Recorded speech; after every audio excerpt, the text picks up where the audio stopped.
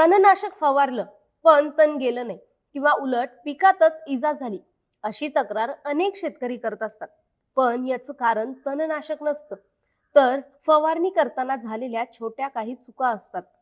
त्यामुळं तणनाशक प्रभावीपणे काम करावं यासाठी कोणती काळजी घ्यायची आणि पिकाचं तण व्यवस्थापन कसं करायचं पाहूयात आजच्या या व्हिडिओमधून. थेट मुद्द्यावरच येऊयात. सर्वात आधी महत्त्वाचा मुद्दा, तणनाशक फवारण्यापूर्वी जमिनीत पुरेसा ओलावा आहे का हे तपासा.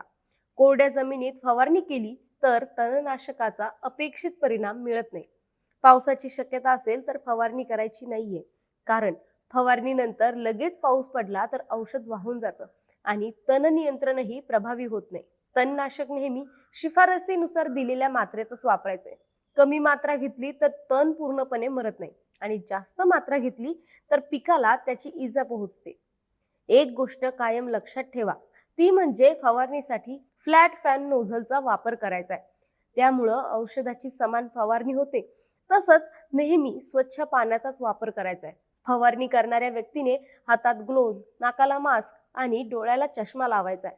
आणखी एक महत्त्वाची गोष्ट, तण 2 ते 4 पानांच्या अवस्थेत असतानाच त्याच्यावर फवारणी करायची. या अवस्थेत तणनाशकाचा परिणाम सर्वाधिक चांगला दिसून येतो. जर एखाद्या तणनाशकासोबत सर्फेक्टंट वापरण्याची शिफारस असेल तर त्याचा समावेश नक्की करायचा आहे. त्यामुळं औषध तणांच्या पानांवर चांगलं चिटकतं आणि त्याची परिणामकारकताही वाढते. फवारणीनंतर किमान 5 ते 6 तास पाऊस पडता कामा नये. त्यामुळं तणनाशक फवारण्यापूर्वी स्थानिक हवामानाचा अंदाज घेऊनच फवारणीचं नियोजन करायचंय. तसंच फवारणी सकाळी किंवा संध्याकाळी वाऱ्याचा वेग कमी असताना करायची. त्यामुळं औषधाचा अपव्यय टाळता येतो. काम झाल्यानंतर फवारणी पंप आणि इतर उपकरणं स्वच्छ धुवायला विसरू नका. त्यामुळं पुढील फवारणी वेळी इतर औषधांशी होणारी रासायनिक अभिक्रिया टाळता येते. आता फक्त तणनाशकांवरच अवलंबून राहून चालणार नाहीये. बरं, तणनाशक फवारणीसोबत एकात्मिक तण व्यवस्थापनाचाही अवलंब करणं तितकंच आवश्यक आहे. हे एकात्मिक तण व्यवस्थापन म्हणजे नक्की काय? तर रासायनिक, यांत्रिक, पारंपरिक या सर्वच पद्धतींचा वापर समतोल स्वरूपात करून तणांचं नियंत्रण करायचं. तुम्ही म्हणाल सोप्या भाषेत सांगा बुवा, तर यामध्ये प्रमाणित आणि स्वच्छ बियाणांचा वापर करायचा आहे, वेळेवर पेरणी करायची आणि शिफारसीनुसार पिकांमध्ये योग्य अंतर ठेवणंही तितकंच आवश्यक आहे. पेरणीनंतर 20 ते 25 दिवसांनी गरजेनुसार कोळपणी किंवा खुरपणी केली तर उरलेली तणही नियंत्रणात येतात.